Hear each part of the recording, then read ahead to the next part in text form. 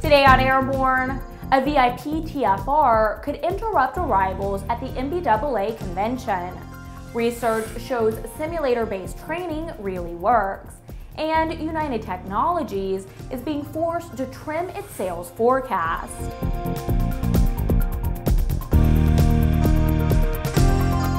I'm Ashley Hale. Welcome to Airborne on Aero-TV. If you're traveling to NBAA 2012 on Monday, brace yourself. One of the presidential candidates has decided to make a timely swing through to Orlando on Monday. And you know what that means. The FAA has already given notice that a VIP TFR will be in place, just as many of you will be arriving for the convention. The FAA classifies the airspace defined in an associated NOTAM as national defense airspace. Any person who knowingly or willfully violates the rules concerning operations in this airspace may be subject to certain criminal penalties. Pilots who do not adhere to the implemented airspace restriction may be intercepted, detained, and interviewed by law enforcement or the United States Secret Service. All aircraft operators should frequently check NOTAMs before and during this event for possible changes to ensure they have the latest procedures. Could it be that President Obama has decided to put in an appearance at NBAA to apologize for his remarks about BizAv? Not likely. You gotta love when a plan comes together.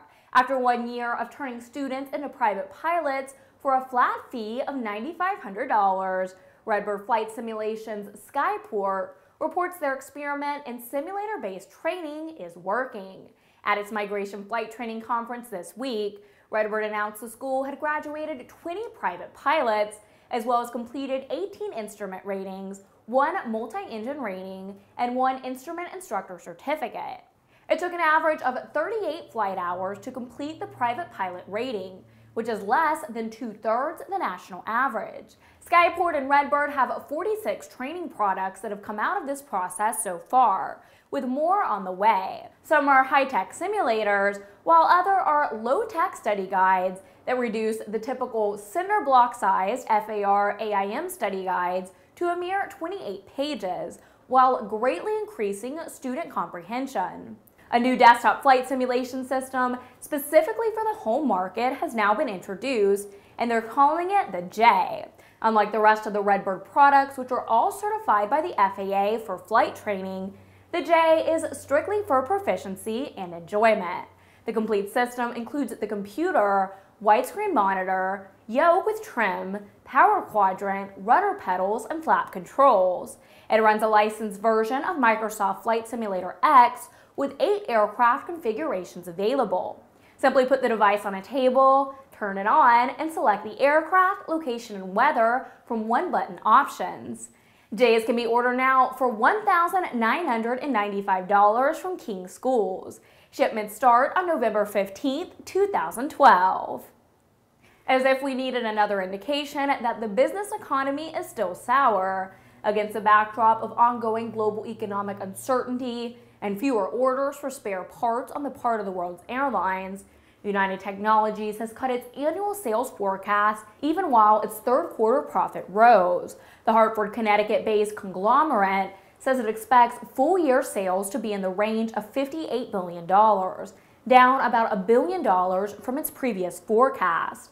The bottom line was boosted by the company's recent acquisition of Goodrich, but its Pratt & Whitney division profit fell by 18% in the third quarter. United Technologies Chief Executive Officer Louis Schenvert said in an interview with the Wall Street Journal that Europe continues to be a real challenge and that while the U.S. economic recovery had begun, it's going to be a slow recovery. 3 California repair stations will have some economic recovering of their own to do if the FAA has its way. The FAA is proposing civil penalties against 3 California aircraft repair stations: GKN Aerospace, Chemtronics Incorporated in El Cajon, Circor Aerospace Incorporated in Sylmar, and Woodward Incorporated in Santa Clarita. The allegations against all three companies involve primarily a failure to conduct required drug tests and received verified negative results before hiring or transferring employees to perform safety-sensitive aircraft maintenance work. The proposed fine against GKN is nearly $360,000. For Circor Aerospace, the proposed fine is just over $205,000, while the fine proposed against Woodward Incorporated is over $246,000. All three companies have 30 days from the receipt of the FAA's enforcement letter to respond to the agency. You're watching Airborne, more in a moment. Since its inception, Redbird Flight Simulations has been dedicated to developing new training technologies and processes in an ongoing effort to make aviation safer, more affordable, and more accessible. Consider Redbird's flagship flight training device, the FMX, a superior quality, full-motion, feature-rich advanced aviation training device priced with real-world flight training organizations in mind. With standard features that are anything but standard, such as wraparound visuals, a fully enclosed cockpit, quick change configurations, scenario-based training compatibility, and of course, an electric motion platform, the FMX serves up a level of realism that is simply unavailable in other training devices on the market. For more information on Redbird flight simulations, the Redbird FMX, and Redbird's entire line of flight training devices, visit www.redbirdflightsimulations.com. Welcome back. If you'd like to suggest a story for Airborne, Aero-TV, our website, or podcast, drop us an email to news-spy@aero-news.net. Part of the excitement of NBAA is the many sneak peeks and new biz jets, and Embraer doesn't want to disappoint. Embraer executive jets will display a complete Legacy 450 cabin and cockpit for the first time at the NBAA convention. While the mock-up will be at Embraer Executive Jets booth at the Convention Center, the company's entire portfolio of in-production business aircraft will be at the static display at Orlando's Executive Airport. A public unveiling of the mock-up will be held at 10 a.m. at the company's booth on October 30th. Of course, if you can't get by the Embraer booth, not to worry, because the Aero-News network will be on hand, keeping you up to date with all the latest happenings at NBAA 2012. I'll be hosting Airborne right from the floor of the convention each day, Monday, Tuesday, and Wednesday at the close of business. Plus, ANN's team of expert aero journalists will be covering the convention from top to bottom. For all things NBAA 2012, be sure you're logged on to www.aero-news.net. And while the BizJet crowd prepares to gather in Orlando, those in the aeromedical fields have been meeting in Seattle this week.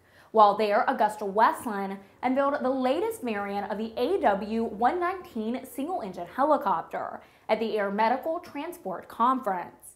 The AW-119KX features a Garmin G1000H, glass-integrated flight deck system, and the very latest avionics, including synthetic vision, moving map, highway in the sky, and obstacle terrain avoidance systems to improve situational awareness and increase safety.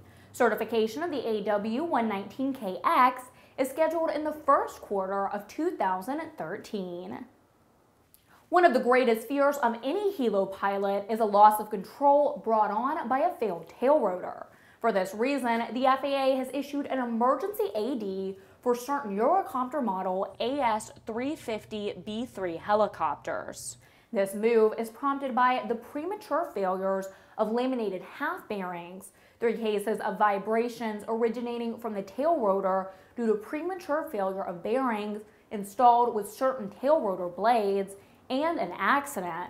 The EAD requires installing 2 placards and revising the rotorcraft flight manual. This EAD also requires certain checks and inspecting and replacing, if necessary, all 4 bearings. Finally, this EAD requires a one-time removal and inspection of the bearings and replacing the bearings if necessary. The FAA is issuing this EAD after making a determination that the unsafe condition exists and is likely to exist or develop on other helicopters of this same design. It's time for this week's barnstorming commentary. We've all seen the story that A&M broke this week when Rod Hightower left EAA.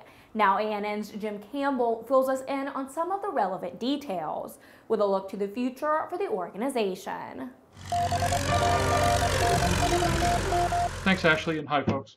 Well, obviously, we've had an interesting week, and the fact of the matter is that we broke an intriguing story Monday that indicated that Rod Hightower had indeed resigned. We heard rumors over the weekend, gotten quite a bit more very early Monday morning, way too early for my taste, but oh well.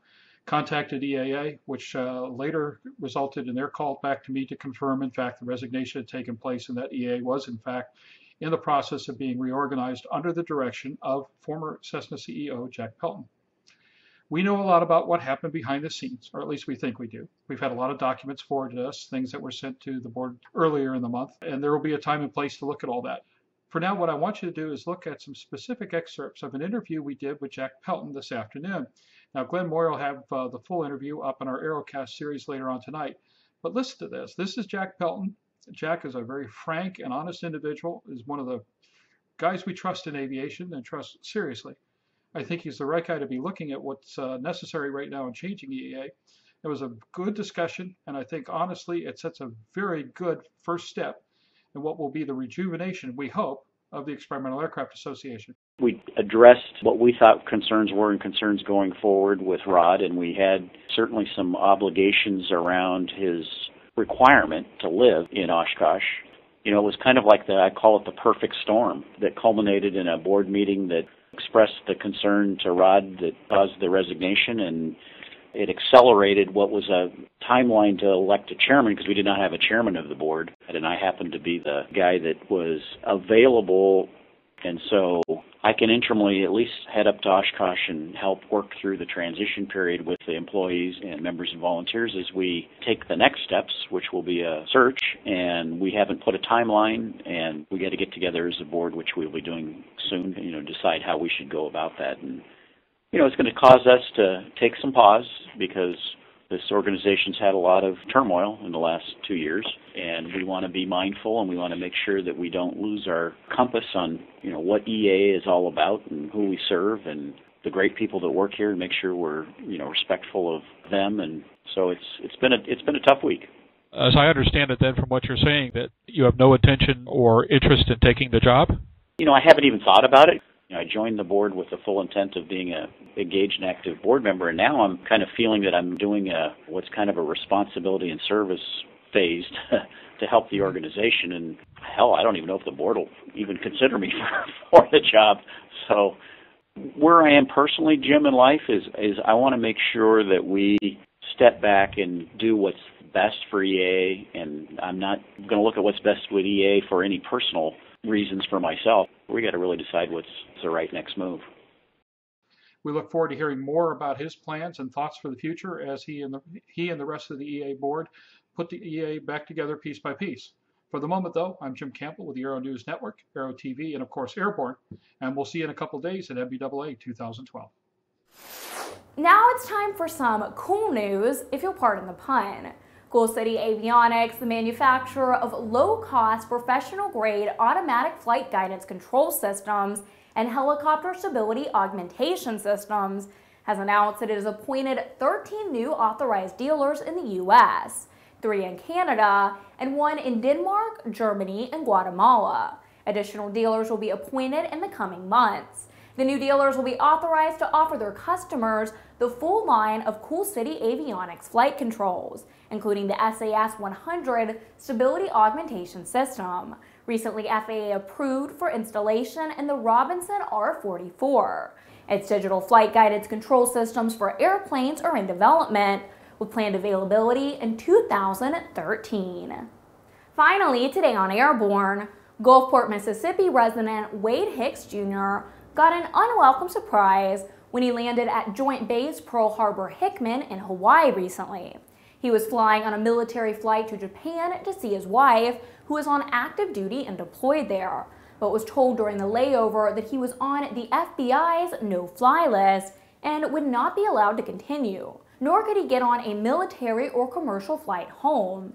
Hicks did get a hotel room on the base, Apparently, his appearance on the no-fly list did not preclude him from staying at a military facility. While he considered his options, he received a call that said he had been removed from the list just as mysteriously as he had found himself on it.